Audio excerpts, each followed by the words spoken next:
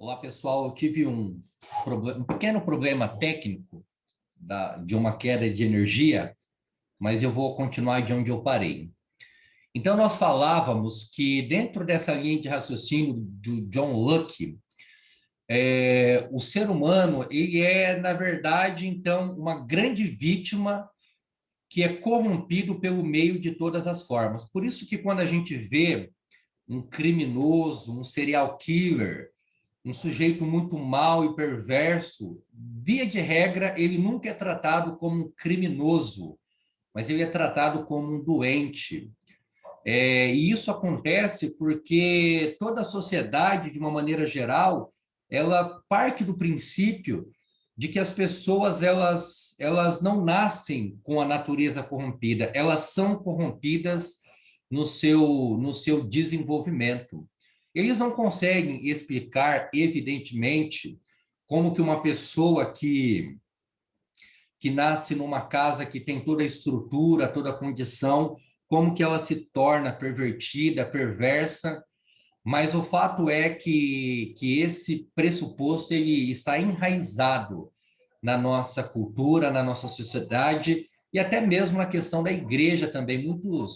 Muitos cristãos, talvez por ignorância, eles acabam acreditando nisso. Tem até um livro muito interessante do Aloísio de Azevedo, O Curtiço, que ele vai contando uma história e ele vai demonstrando, então, como que as pessoas, à medida que elas vão vivendo num contexto de, de, de mazelas, num contexto de sofrimento, como que essas experiências elas vão modelando o caráter das pessoas que ali vivem e vão transformando elas em pessoas ruins, em pessoas que embora tenham vai demonstrando como que essas pessoas elas vão sendo influenciadas por esse estilo de vida, transformando assim as suas ações e atitudes, ok? É um livro que talvez vale a pena a leitura, ok? Bom, é claro que nós, naturalmente, devemos entender um princípio importante aqui, fazendo um parêntese, que é o coração que governa a maneira de ver o mundo e ele pode ou não se submeter à autoridade divina. Esse é um fato primordial. Toda a maneira como uma pessoa ela enxerga a realidade que está ao seu redor, nada mais é do que uma demonstração de que as inclinações do seu coração é que estão governando as suas ideias, os seus pensamentos, é assim que é. E dentro dessa questão do coração governando a maneira como nós olhamos para o mundo, entra uma outra questão importante, que é a questão de submeter a autoridade divina ou não. Então, o ser humano sem Cristo, onde o evangelho não produz frutos, via de regra, o que vai haver ali é uma rejeição dessa autoridade divina e a substituição dessa autoridade divina por outras linhas de raciocínio. É por isso que Jesus vai dizer com muita ênfase que nós temos que tomar cuidado aonde nós colocaremos o nosso coração, porque onde ele estiver, ali estará também os nossos tesouros. É por isso que a própria palavra também vai dizer que do nosso coração é que procedem os maus desígnios. E o mundo nada mais é do que uma imensidão de pessoas cujos corações revelam a podridão do seu interior. Por isso que, quando nós estudamos a antropologia, nós temos que estar atento à maneira como os nossos corações eles vão lidando com essas verdades reveladas nas escrituras sagradas. Entendendo também que o homem é um ser religioso por natureza e aquilo que torna alvo da sua adoração vai modelar a sua vida ou para a ruína ou para a restauração. O que significa isso? Significa que todos os seres humanos, independente deles aceitarem ou não, eles têm uma inclinação para algo transcendental. Esse é o senso divino, o senso religioso que toda pessoa tem. Mesmo que uma pessoa ela se declare como ateu, mesmo que uma pessoa ele seja materialista no seu estilo de vida, em algum momento ele se inclina para essa questão espiritual, ou para essa questão da eternidade. E quando a gente pensa sobre essas coisas, a gente tem que entender também que aquilo que nós adoramos é o que vai modelar a nossa vida.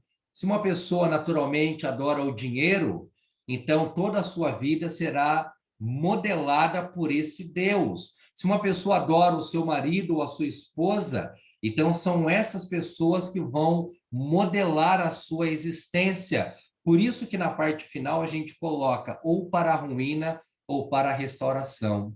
Porque o grande objetivo nosso não é apenas ter uma visão correta do ser humano, mas é demonstrar que nós fomos criados para adorar a Deus. Essa é a estrutura para a qual o ser humano foi criado. E ao substituir o Criador pela criatura, isso explica também a questão da ruína do homem de uma maneira mais generalizada, ok? São considerações aqui um pouco avançadas, mas a gente vai trabalhar sobre elas mais à frente. E usando aí uma afirmação de um escritor, de um palestrante, um estudioso chamado John Smith, ele vai dizer que nós nos tornamos aquilo que adoramos. Você pode até encontrar aí algumas palestras desse erudito cristão falando sobre essa questão da adoração do coração. Recomendo com toda certeza, ok? Muito bem, vamos continuar aqui as nossas considerações. Bom, o ponto que eu quero entrar com você agora é o seguinte: a antropologia secular ela é fundamentada numa cosmovisão ímpia. Antes de mais nada, o que significa a expressão cosmovisão? Eu não vou entrar aqui na questão da cosmovisão, porque nós já temos um módulo basicamente sobre isso, mas só para a gente ter um fundo aqui,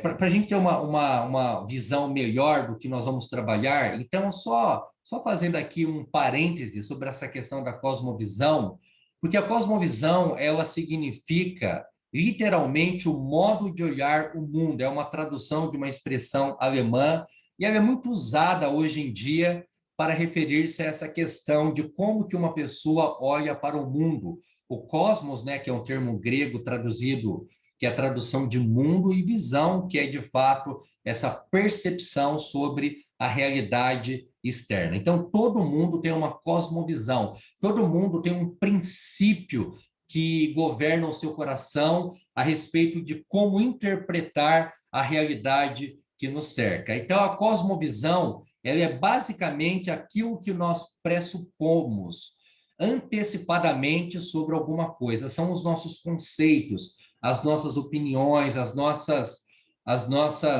visões a respeito das coisas.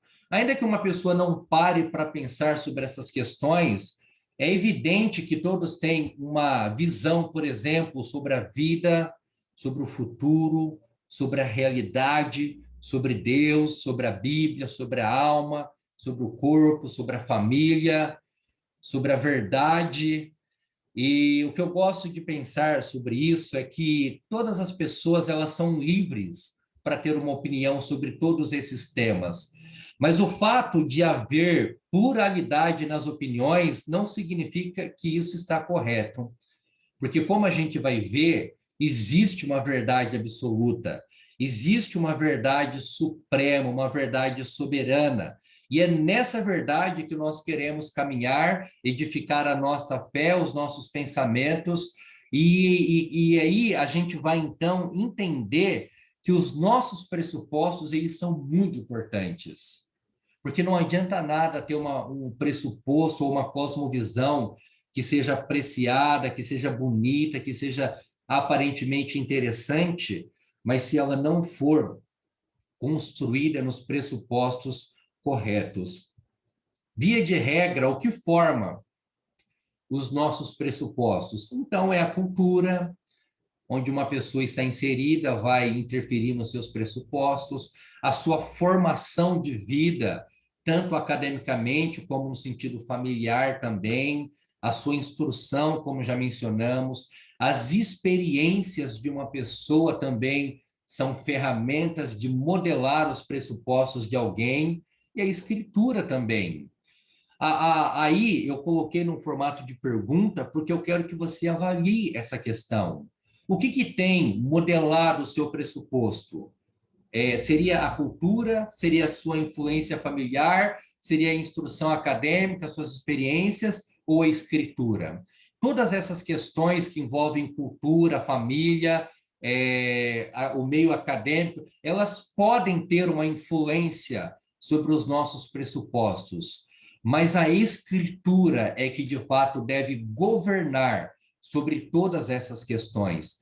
Mesmo porque a gente tem que entender que as escrituras, elas regem todos os temas, como a gente usou a frase do Francis Schaeffer um pouco mais atrás.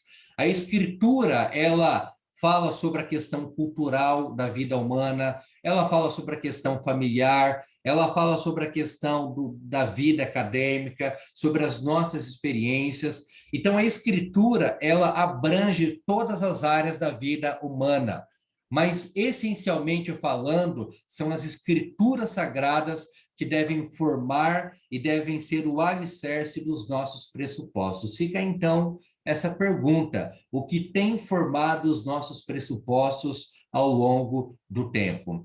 E aí, mais uma vez, falando que a cosmovisão, assim como os pressupostos, ela está ligada à questão do coração. O ponto que eu quero chegar com você é que não se trata apenas da gente fazer aqui considerações genéricas a respeito da antropologia. Nós queremos, de fato, fazer aqui uma introspecção do nosso coração para que a gente tenha a condição de analisar sobre onde nós estamos alicerçando os nossos pensamentos e o nosso estilo de vida e tentar orientá-los dentro dessa percepção bíblica, ok? Bom, usando aqui uma frase do James Sire, ele diz que uma cosmovisão repousa no mais profundo e íntimos recônditos do eu humano. Uma cosmovisão envolve a mente, porém é uma questão de alma. É uma orientação espiritual mais que uma questão de mente apenas. Cosmovisões são, na verdade, uma questão do coração. Em termos bíblicos, o coração é o elemento definidor central da pessoa humana. Portanto, uma cosmovisão está localizada no eu, o compartimento central de operação de todo ser humano. É desse coração que procedem todos os pensamentos e ações. Usando aí, então, a frase do James Sire, o que ele está mostrando, na verdade, ele está fazendo um diagnóstico de como essas questões elas são centrais e essenciais na vida humana. Mais uma vez, a gente realmente chega à conclusão de que as pessoas não param para pensar profundamente sobre essas questões. Mas quando eu expresso uma opinião, quando eu expresso um pensamento sobre um tema qualquer, na verdade, eu estou revelando para essa pessoa com a qual estou conversando uma inclinação do meu coração. Não é só uma questão mental, mas é uma questão profunda mesmo. Por isso que ele vai dizer que a cosmovisão ela está localizada no eu, porque aquilo que eu penso sobre uma coisa não é só uma opinião externa, mas é uma forma de revelar aquilo que eu sou, aquilo que eu acredito, como eu vejo as coisas. E aí ele vai dizer que é desse coração que procedem todas as ações. Quando você pensa no ser humano, se você, de maneira mínima que seja, compactua com a ideia de que o ser humano ele é fruto de um longo processo de evolução, na verdade, todas as suas conclusões, elas revelam um coração que já foi contaminado pelas teorias pagãs e pelos pensamentos ímpios, como a gente vai ver mais à frente. As nossas ações ou respostas, elas revelam como nós vemos o mundo e essa ação revela o que nós somos. Parcialmente, mas revela. A cosmovisão é como uma bússola para a nossa vida. E mais uma vez eu pergunto, o que tem moldado a nossa cosmovisão? Para o cristão, como eu disse anteriormente, são as escrituras sagradas, ou a escritura. Para o ímpio, é o seu coração e a sua mente totalmente destituído do conhecimento verdadeiro da palavra do Senhor. A antropologia construída numa cosmovisão ímpia será completamente oposta ao que a Escritura ensina. É o que Paulo vai dizer em Romanos 1, 22, 23.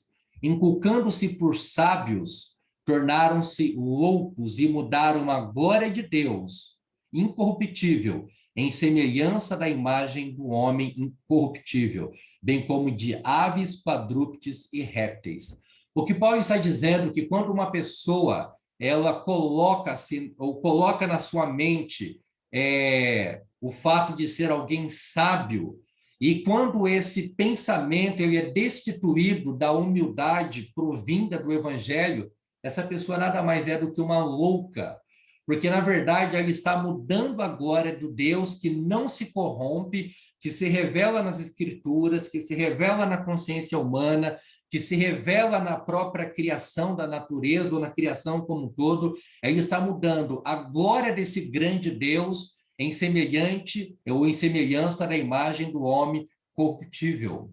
É como se ela estivesse tirando ou não reconhecendo a grandeza de Deus e colocando o homem na cadeira central da sua mente e da sua existência. Nada mais é do que uma loucura, é uma insensatez quem age dessa maneira. Ao negarem a existência de Deus ou confundi-la com deuses imaginários, embora aparentemente são sábios, na verdade são loucos. E essa é a grande realidade do mundo que nós vivemos.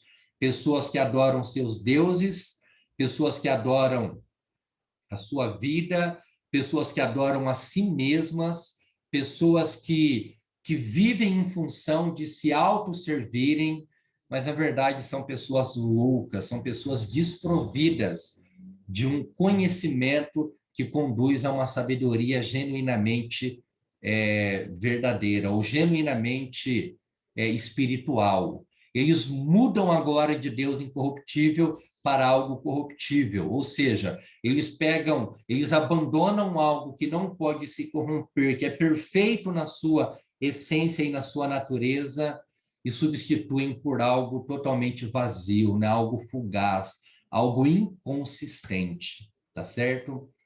E João Calvino, comentando sobre essa passagem de Romanos, capítulo 1, ele vai dizer que a arrogância que aqui se condena consiste em que, quando os homens deviam humildemente dar glória a Deus, procuram ser sábios a seus próprios olhos e reduziram Deus ao nível de sua própria condição miserável. Essa é certamente uma das maiores demonstrações da miséria humana. Ou seja, João Calvino ele destaca o fato de que a arrogância ela já parte do princípio e do pressuposto de que ela não precisa de Deus. O ser humano arrogante ele já é o seu próprio Deus.